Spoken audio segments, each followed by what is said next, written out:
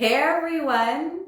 If you're looking to increase your rental income by using the short-term rental or long or mid-term rental strategy, then you want to be a part of, you want to check out this episode and get all your questions answered.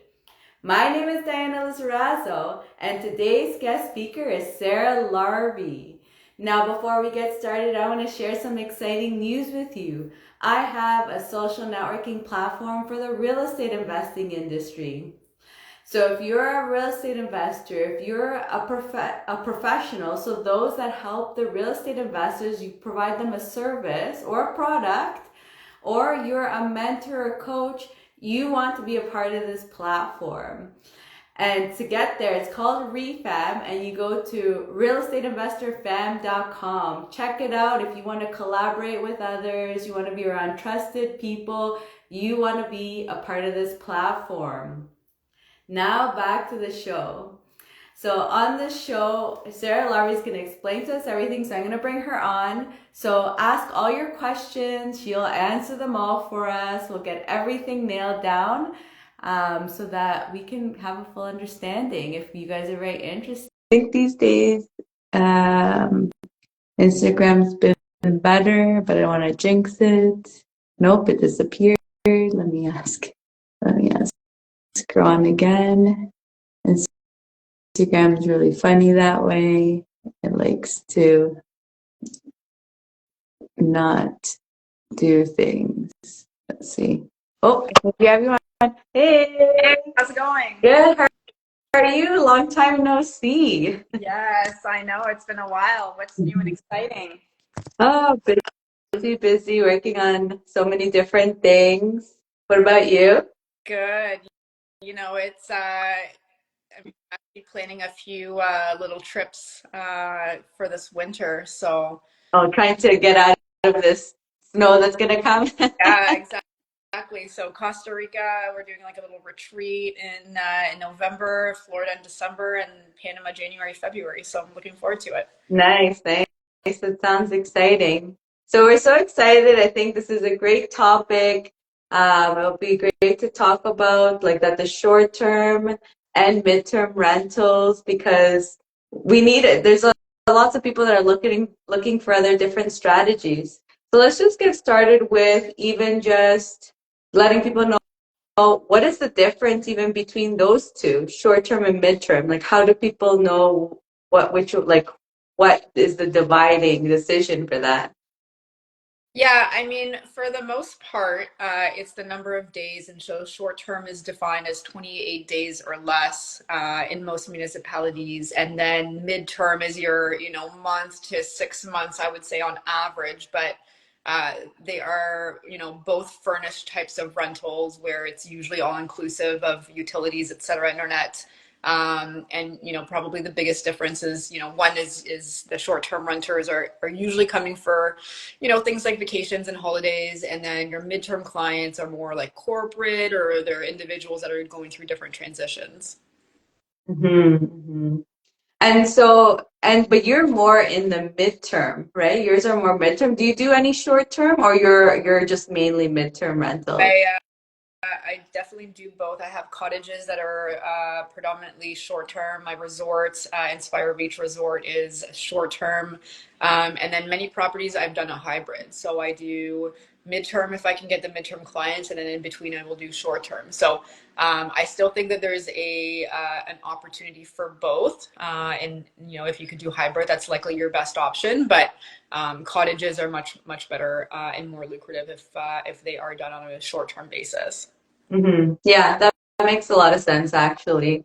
And so let's say for the midterm, because I think, or I mean, you can share both sides, but even how would people go to finding people for midterm or short term? Because I'm assuming short term is probably like the Airbnbs and stuff, or maybe you use different, but what do you do to be able to find both types of clientele? Yeah, so that's a great question. So I think Airbnb is still a really good platform for both. You just have to know how to set it up for a midterm with, allowing longer stays and likely doing some discounts for your monthly clients to, not spend thousands and thousands of dollars for a monthly rent, because usually it's still going to be, less per month than a short term. But you could there's different ways to advertise. You could obviously, you can stick both of them through Airbnb, but you could look at your network, or you can make calls. But a lot of our clients are, for example, like I also have a midterm rental company. They are people in transition or companies themselves. So we work with like insurance adjusters. We work with corporate clients, that service-based clients that need places, and as they have crews and they are allocated contracts, they will need a place for a few months at a time. So it's just about getting in there, getting out there. You could do it through different platforms, but if you are able to connect with others and make a few calls for the businesses, large companies in your area, that also will help. Even just like connecting with realtors is often good, because they might have a client that has a house that they're buying and they're selling, right? And then the dates don't align necessarily, and they might need temporary accommodations for a month or two. I've had people going through breakups, right, where they, again, it could be through a mortgage broker, it could be through your lawyer friends, but there's, definitely word of mouth and working your network for the midterm stuff, in addition, obviously, to the platforms. I also platform called midtermrentalproperties.com, where we do list properties as well, and we do cater to those B2B types of corporate clients. There's also a Facebook Marketplace that people could potentially do that, but again, I have my reservations on that, because you do want to screen for corporate clients. You don't necessarily want a tenant that's being evicted and then all of a sudden they find your post on Facebook Marketplace. So there's definitely some things you want to do to, avoid the RTA and the LTB and all that stuff. But, as long as you have and you screen and you find clients that are usually homeowners for the midterm, or it's a company paying for their employees or whatnot, then, that should be a lot easier. Mm-hmm. And now that you're talking about that, actually, what are your opinions or even advice? Because even the way you search, I mean, I think it changes, right? From like getting the short terms, the searching is probably very different to the midterm, even the long term rentals. So how are what are the differences that you see? Yeah, for like searching for the guests. Yeah, when you're looking at it, yeah, when you're looking at who you want to come in, like yeah, tenant. I guess I can't say tenant because they're not really tenants, right? I guess. I mean, look, if you're doing this short term, you could probably just go on sites like Airbnb, Verbo, Booking.com. You could, like, for my resort, for example, I have a direct booking site, so it's inspirebeachresort.com, so people can also book there directly. Short term, that's predominantly it. Usually, when it comes to the short term perspective, like, you don't really want to rent to your friends because they expect discounts in your, unless it's like way off season or whatnot. But usually, you're gonna find just guests that are looking for vacation on platforms. When it comes to midterm, again, searching and finding, it's going to be a lot of your network. It's going to be, making some potential phone calls, in addition to platforms as well. And then your long term stuff is all quite different. But Mhm. I would say, that But to is add there to that. some type of screening that you can do for the midterm?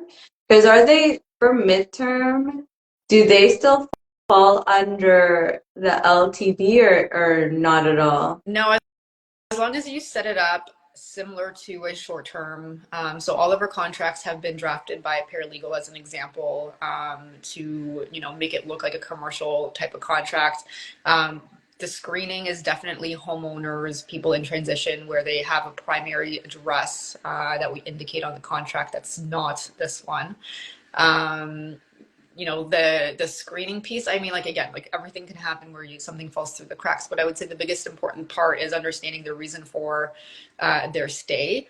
often my guests are renovating their homes, or they're moving they sold a house and they're moving. So I've had many guests stay a few months for that, or it's companies. Companies are paying for their employees because they have jobs. So you really just have to understand why they're coming, and if they are, homeowner is definitely a big one, because usually they will go back to their homes. Insurance brokers, again, as long as if they are tenants in that case, potentially, as long as they have a plan. And sometimes we don't accept them because we don't want to take that risk of them potentially not being able to find another rental afterwards. So I usually just stick to homeowners or companies. It's just been easier. And then from a short-term perspective, it's not, if you're doing it on the platforms, you're fine too. Mm-hmm. And I mean, I feel like with short term, the price, like you said, is so high that the chance of people staying there for a longer probably wouldn't happen anyways. In mind too, like staying longer is not the issue. So I've had many times where somebody's coming in for a renovation. Very rarely is it going to be actually like their end date is actually going to stay. I think most of the time they do need extensions just because nothing finishes on time, and I'm totally okay with that. We just ask for a certain heads up dates, and then we do the extension. So it's not necessarily about extending, it's just making sure that they're not just squatting, but that can happen with short-term everything. But there was some case law that came out. There's one that came out in June of, I think, just last year, and then another one for December of 2022. And if you have the case law and work with a good paralegal, should something happen, you have a guest that decides to squat, because it can happen. You do want to have that case law that actually got voted in our favor, saying if there's a guest and it's clearly like set up and furnished, et cetera, and provided that you did not sign a long-term lease, because you never want to do that if you're expecting to have a midterm client. And then it was voted in our favor, and that case law actually helps us. So I think it's just a matter of really understanding the contracts that you want to put together. They should not be the standard leases. You also want to, like, for even just like my properties, like they all have outdoor cameras, they all have keypads, they don't have keys, right? So like giving a key, for example, like becomes a little bit more of an RTA tenant relationship. So you've got to do what you can to make it so that it feels like they are a guest in the home and they are not a tenant. And I do no keys ever for any of the guests. Mm-hmm. Yeah, that's a really good point. Too, is just like you said, is making sure that it's more of a guest atmosphere than that they're actually going to be tenants. That's a really good point. And so, have you ever had it actually happen that in your short-term rentals you've had to reject someone? Yeah, I mean, if they have like 0 reviews, I will be a little bit more cautious. If they have bad prior reviews, like Airbnb is pretty easy for that stuff. Like if they're like on the short-term rental, I think most of my bookings right now, I have 13 listings, short-term listed on Airbnb. If they have, prior bad reviews, I will also reject them. It's just not worth, it's not worth it. And sometimes if they're just like, and there's a lot of scams out there too, so you just have to keep your antenna up. But you can easily just press decline. I think if you do it too often, you just have to have really good reasons. But I probably decline one out of maybe 15 requests. Most of them, sometimes if they don't have reviews and they have a specific reason for coming, and I've had some of the best guests that stayed even for many months. And they found me at some point through Airbnb as an example, and they were wonderful, but they never stayed anywhere because they didn't use that platform other than, waiting for their pre-construction property to be finished, as an example. So it doesn't mean that they're going to be bad guests, but I do have a preference for people with prior reviews, or otherwise you really just still want to understand the reason for their stay. Mm-hmm. And yeah, and then because with the midterms rentals, like you said, really the rejection would be you just want to know really what the purpose of their stay is. Yeah. 'Cause again, yeah, I feel like those are also hard to, like, you can't go and really get too much information on them, can you? Even in midterm rental, like you would, let's say, with the long term.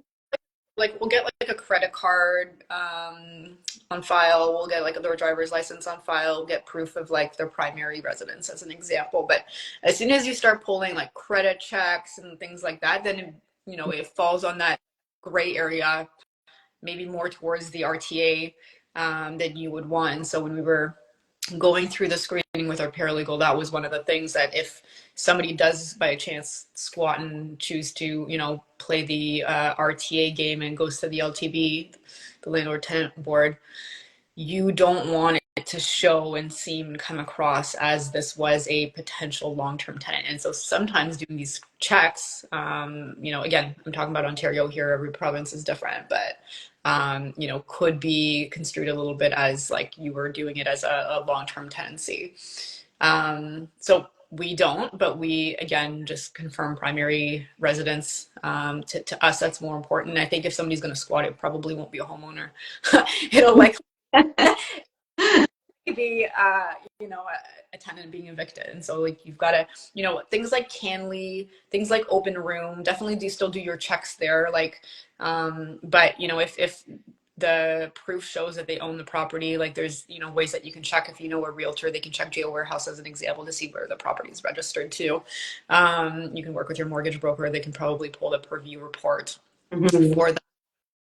You can't necessarily like call the references, and like you could, but like just keep in mind the more that you do that you would do for your long-term types of tenants, the more diluted this whole thing becomes. Yeah. No, and it's a good point. And like you said, anyways, with the driver's license and like you said, checking where their primary stay is kind of gives you, okay, you're living somewhere, so the plan isn't to stay here for a long term. And the other thing I would add is you don't want them to use this, like your house, as a mail delivery address, right? So if they do ask, then fine, they can do a PO box, they could do something else separate. But I would say, not to allow for mail to be sent to your property. Oh, that's a really good point. That's a good point, actually. That's true. Because also it's short, so it'd be like, what are you gonna do? Change it in a month? So like just find another place. You know what? I'm still getting mail from, it was a company, it was fine, but from a company that had people stay 3 years ago. Um, Even just that piece is just kind of annoying because I'm still getting like, I'm like, okay, not, so you send it back, but it's, Yeah. you're gonna be, That is yeah, funny. I mean, even in my own home, I've been living here, I think, in this house probably 7 years now, 8 years now, and I still get mail from the previous owners. So, yeah, it's just kind of like they just yeah, forget about it and don't change it. yeah. Only the only time where it might become more of an issue is sometimes when you are working with like a company that brings in like new immigrants, right? So whether it's an immigration lawyer or innovation hubs where they have cohorts of people coming in and they're usually vetted quite well. In order for them to get their health card, they need an address. So that's the only thing that like you'll have to figure out if you're okay with or not. But otherwise, I would get them to keep directing mail to their old address or just to get a PO box if you can. Yeah, that's a really good tip, to be honest. Never thought of that, especially that it's all these like little things, especially for example, because I don't do midterm or short term rentals, so all these kind of things that let's say I would never think about because until you probably get in it and like that, you have these little things that happen. You're like, should probably stop that from happening, should probably change this or change that. The whole trial and error process comes in. Yeah. So did you say, but you still have long-term rental properties, right? So, um, besides the increase of income, what do you say are like the pros and cons of now that you have like more of, or you've gone more into the short-term and mid-term rentals compared to the long-term? Yeah, I mean, I probably still have about 50-ish or so long-term rental units. But there's a place and a location for it all. And sometimes when you're in an area where it's predominantly renters versus homeowners, like a B area or something like that, you're probably not going to do as well in short or midterm anyways. So I think there's a time and place for everything, especially newly built units created after November 15th of 2018 are not subject to rent control. So those can definitely, you know, be long term, and you can raise the rents with an N2, you know, once a year with 90 days notice. But I think it's going to be based on location, right? Basement units don't do as well on the short and midterm rental market. Those likely the majority of the time will do better long term. You know, but other than location, neighborhood, and then just like there is a cost to furnish, right? Like you're probably looking between, again, depends on how frugal you are and where you're finding everything, but it's going to cost you $10,000, $15,000 to put a house together with the furniture, right? And so that's an upfront cost. And you have to have the right type of property to do that. And you also have to be like willing to do a little bit more legwork than a long-term tenancy might be for you, right? And so there is a cost to furnish it, but there's also putting it together and then just, you know, communicating with the guests, etc. So there is, you know, a little bit more management. It's not like your midterm management is not as much as like your short term where you've got people coming in, you know, weekly or every couple days, but you're still replenishing in between guests. You're still coordinating with a cleaner in between guests. And if you really want to be hands off, that short-term, midterm strategy is probably not going to be for you. At that point, you might as well just go long-term and hire a property manager and have them manage your property and put the tenants in, etc. So it just depends on how much time you have, how hands-on you are. Right now with, you know, my listings, it doesn't take a lot of time, but you'll get, you know, a few messages here and there, more on the short-term side. It's a little bit more management intensive, but like there's always going to be something that you might get a call from versus a long-term tenancy. I mean, you get called for appliances all the time, you know, at some point, or plumbing. It's not a Yeah, yeah, that makes sense. I just got called for a fridge. My fridge broke down apparently, so got some people on that. So it's funny you say that. Appliances seem to always go. appliances and plumbing. Those are the biggest two. You just have to have a good plumber, and then you just have to like either have a good appliance repair person, or you just have to know that like at some point, even if it's a long term, you know, long term, short term, whatever, you're going to be replacing the appliances. Mhm, Um, mhm. or like that's the one thing you get the most amount of calls for. Yeah, that's very, very true. So for midterm rentals, do you have like do cleaners, for example, come in like on a weekly basis or do they come in at end of like terms? Like how is that? Or like you're saying even replenishing of things, is that like in a weekly sense or same thing? Is that just once they're out, then you're replenishing? Yeah, that's a great question. So with midterm specifically, we just have enough to get them started for like the first week of their stay, and then there's no replenishments after that. And cleaning, look, you could do cleaning however you want. For me personally, I just do it at the end of the stay, and then it just gets replenished and cleaned before the next guests come in. Some people might request monthly cleanings, which is, you know, again, up to you guys. Just build it into your price if you want to do that. And I would say most of the time, the cleaning fee for midterm is going to be more because they're really cleaning, and depends on how clean or dirty that person was, right? But like I had somebody move out of my basement, great tenant, but they had two cats, and like I don't know if they really cleaned, but like the cleaner was there for like 8 hours, and it was not that cheap to get it clean, but it was very very furry. um, and ready to pay a little bit more than your regular like Airbnb clean, it's probably going to cost more to get like a really thorough, because they have to deep clean basically every single time. Now it Yeah. doesn't. Well, especially if you're doing it monthly. If you're doing it monthly, that's like a lot of mess to be able to accumulate if you're not really a clean person. I had to stay for a year, and it was great. Like it was $3,500 for a basement unit. Not complaining, but it was an 8 hour. That was the 8 hour clean, and I didn't do it monthly. Again, personally for me, I don't, but you can do it monthly. But yeah, that's and then there's some people that are here for 6 months and it looks like sparkling clean, and it really just depends on obviously like their cleaning ability and stuff like that. But you should have like make sure you have a vacuum and like cleaning supplies and like whatever they need to do, and then they'll replenish along the way. Mhm. But we have like, you know, with our midterm rental company, there's like an amazing like Italian manufacturing company we have, and they actually requested weekly cleaning. So our cleaners go in every single week. They pay the cleaner directly. It's awesome. You know, so it really can vary. And I think that's the biggest difference between midterm and short term too, right? Is that like for short term, like you're cleaning maybe every 2 days, or maybe a week. So that's usually what's going to happen, and then you're going to replenish much more. So there's definitely less cost involved in your midterm tenancies, just because you're not replenishing as often if they're there for a few months at a time. Hmm. Hmm. And what are your views actually? Because you also said this about a cat for the short-term and mid-term rentals.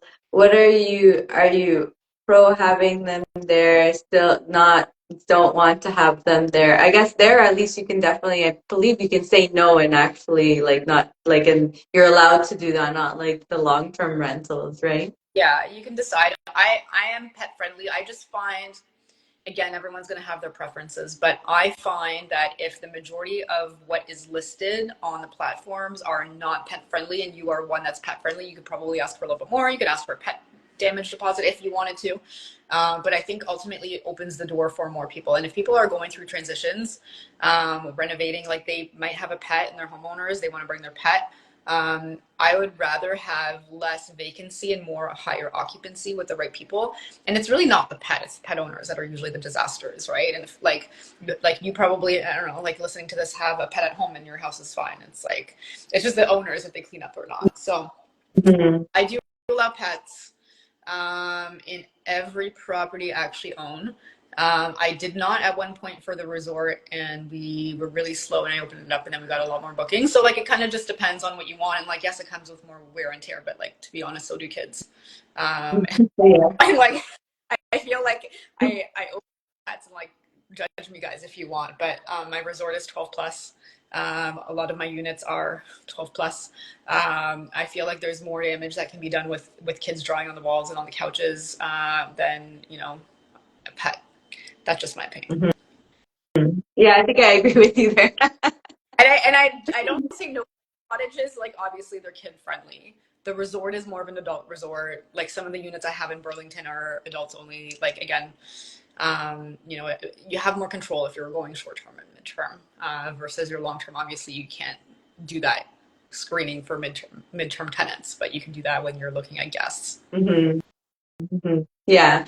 And that's another good point is also, even if you're doing short term, I feel like short term you're probably having to adapt more maybe than midterms. But like you said, like, if something's not working, you're willing to at least open up and try and see like, okay, for example, like that, like let's see if we let pets in, what will happen. Mhm. Is it do you in midterm rental, do you see these kind of like that you maybe have to do testers and see what works? Um, you could like look if you really don't want pets, try it with no pets and see. But like I would just say like look on the different platforms and just see what you're competing against. I don't mind pets. Like I used to have a dog and our house was fine. You know Mhm. what I mean? I don't that make the difference, right? So screen the pet owners instead. But everyone's really respectful. Like even for the resort, when we opened it up to pets, we just say like no pets on the furniture, no beds, no couches, etc.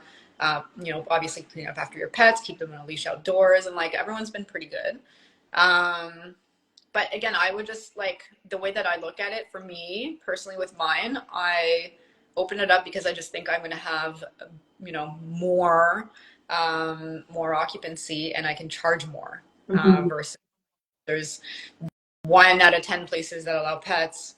I might as well be the 1% that allows pets and then get a premium for it. Hmm. Hmm. Yeah, that's true. I feel like that does give you an edge because, especially, I feel like with all the COVID baby pet ones, everyone has pets. Like, same thing. We got a dog during Yeah. COVID, and his anxiety level is very hard because I'm at home all the time. So, a lot of times, like you said, now it's like I'm always thinking, okay, I wonder if I can just bring my dog with me instead of like having to deal with figuring out his stay and things like that. Yeah, exactly. Yeah, so that can always be. Any other like the pros and cons that you want to discuss even between the two, like short-term, mid-term rentals? Yeah, I would just say, look, like if you are going to do this, just know that there's an upfront cost, but after about a year, you'll likely be happy. Because you have a lot more control. Now, with that said, if you are looking at like, you're like, okay, how much do I charge? Based on doing this since 2019, midterm specifically, short term a little bit longer than that, but your long term rents, multiply that by like 1.5 to 2, maybe 2.5, depending on what you have and where and season for midterm. And then your short term stuff's going to be more, but again, it's seasonal potentially. And try to do a hybrid. But like if your rent is, for simple math, $1,000, you're probably getting 1,500 to 2,000, maybe 2,500 on the midterm per month. Now you've got to factor in that there's going to be, a bit more cost for insurance, for you got to pay the utilities, the internet, snow and lawn care is usually going to be included because you can't really ask your guests to do that, right? So there are additional services, but for me, like perfect example, and I have a duplex in Burlington. My basement was rented for $3,500 for the entire year. Per month, I probably wouldn't get, I don't know, maybe 2,000 at this point, but like if I put a long-term tenant back in the day, maybe it would have been 16, 1,700. And then, again, maybe you can increase your rents by however much you want. Maybe you can, depending on what the, property is and when it was built. But my top unit was making 35 to 4,000. So again, location is important, right? Like this is like south of the highway, close to downtown. But if you have a good location, you can do well. It's just going to be definitely an upfront cost, and you have to factor in that you're going to have other bills to pay that are not just your taxes. Mm-hmm. Yeah, that's true. And I guess the bills for the midterm and long term are the same types of things, just more of them, right? Like you said, like midterm, for example, you'll have cleaners. You do need them for short term. The cleaners are coming in a lot more often than let's say in the midterm. So between midterm and short term, the expenses are the same. It's just probably more of these things in short-term rental. Is that right? Or are there actual other things that you may have to consider in the short term? Um, I mean, yeah, like you're obviously getting the cleaner out more, but you're usually going to be recouping that in your cleaning costs because you're adding that anyways. The replenishments are going to be more in your short term. But I think, yeah, like I think expenses are probably similar. The other thing to consider is like your short term rentals. If they are properties that people are going for vacation, you might have different amenities than you might for your midterm. Like your midterm clients are going to need a washer, a dryer. They're going to need a full kitchen. They're going to need to be able to make food at home. They're going to want to have likely some outdoor space because they want to feel like they're at home. Like the neighborhood's going to matter more. So like you might have different things that will matter to a midterm client. Now, if you have a property and you want to midterm it and you don't have laundry and it's, again, like it might be a little bit harder for you because these homeowners may not be used to going to the laundromat, so they might look for something that does have the actual laundry in the units. That is a big one, right? Easy parking for midterm is important as well because they're going to need their spaces for their cars. And while a short term may not even have a car, depending for how long they're coming for and where the location is. Things like barbecues may not matter as much for midterm. They could, but it's a big thing for short-term renters, especially if they're at a cottage. Like hot tubs are important for short-term, often, but they may not be a thing really for the long-term or the midterm clients. Mm-hmm. So they want to have like short-term property right now has a garage with a games room. It has like ping pong, foosball, a basketball game. Like we like decked it out. It has a hot tub. Like that place is always rented. Mm-hmm. Not really something that people would look for the midterm market, but like short term, that's where they want to be because they want to have fun with their friends. Mm-hmm.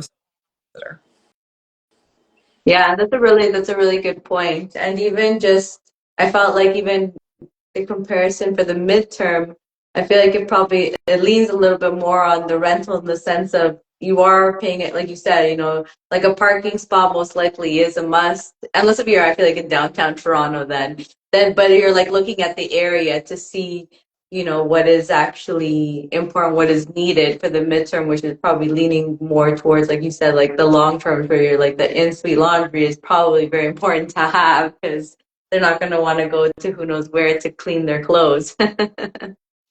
Exactly. Yeah.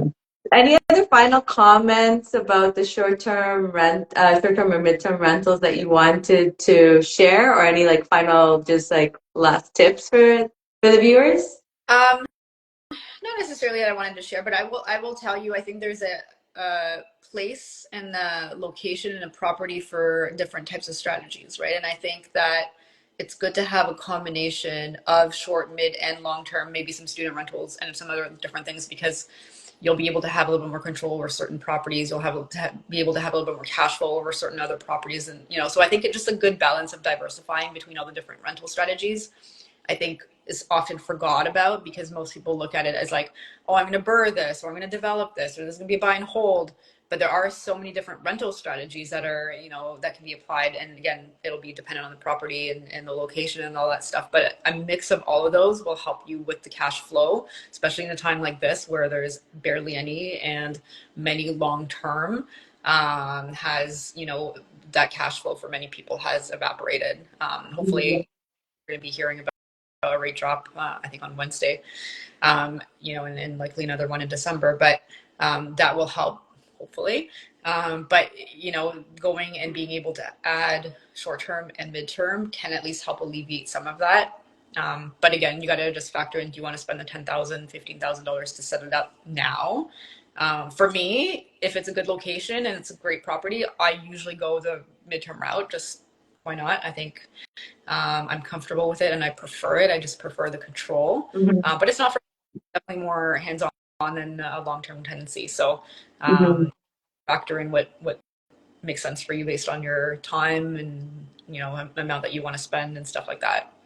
Yeah. And even like you said, the current economy, like you said, like really long-term rentals right now, you're probably at a cash negative unless if you have probably at least more than 3 units, or at least minimum 3 units to actually for it to like make some kind of money on the side for you.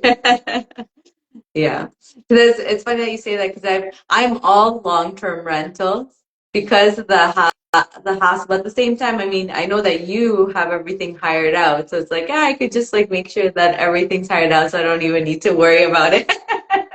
So yes and no. I actually do. I have a few that I still manage. I would say probably 10 units, midterm, short term, that I still manage.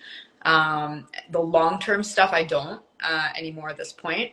But anything that I still have, including the resort, I'm still managing right now. It doesn't actually take that long to manage. I think it's just more, like a resort is a business. You got to like figure out the marketing piece. Like it's a different beast altogether. But Mhm.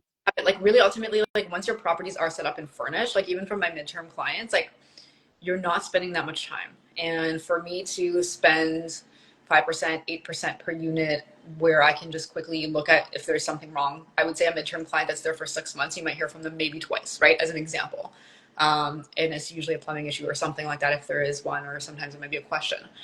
I will take that, and it's a cost savings. And I think right now we all have to look at like, cutting costs and being efficient. But if you have like a good handyman, you have a good plumber, like most of it is not that time consuming. Mhm. Yeah, that's true. I think I just like I've always been like, I always get scared of something new. I would I would just say if you are scared of something new, go midterm. Um, Oh, did we lose you? Oh, I think we may have lost her for a second. Hopefully she comes back on. But but yeah, if you guys are looking to do short-term or mid-term rentals, you want to hear what Sarah said. She has some amazing information she's provided to us. Oh, I think she made a request. And oh, let me just get her back in again. But yeah, it's amazing information and lots of insights actually. Oh, I can't. Did it not accept? Let me accept again. Although it still shows her on here for me, so I don't know if I'm gonna remove and then I'm going to add her in. Let me just add you back in. Oh, and then Oh, you're there. There you are. Okay. Um, yeah, so, like I think we were almost wrapping up anyways, but I think ultimately at the end of the day, it is going to be important that you also consider like how if you want to be spending, not that there's anything wrong with property managers, hire them out, but it is not that time consuming. Mhm. Mhm. Yeah. Yeah, I think like that. Once you have your processes set in place, I think then a lot less time that for any of them, even in the long-term rentals. I actually personally love the whole process before renting. That's why I think I've always stuck to long-term because I love the whole process of like renovating it, the whole renovation, trying to find the properties and then once it's like, okay, either being tenanted out or being sold, to me, I'm just kind of like, I don't even want to think about it. But Sarah, thank you so much for coming on. I really loved all the tips that you provided. You provided some really great tips that I think like that someone new getting into it would probably not think about a lot of the things that can happen, which I felt like you provided so many great nuggets. And so if you guys love what you heard from Sarah, she's going to be tagged on here so you could follow her and you can see what she's up to. And if you love what you've heard from me or you want to keep up with my shows, then definitely follow me too. Sarah, thank you so much. Thanks very much for having me on. Bye, everyone. We'll see everyone in the next episode. Bye.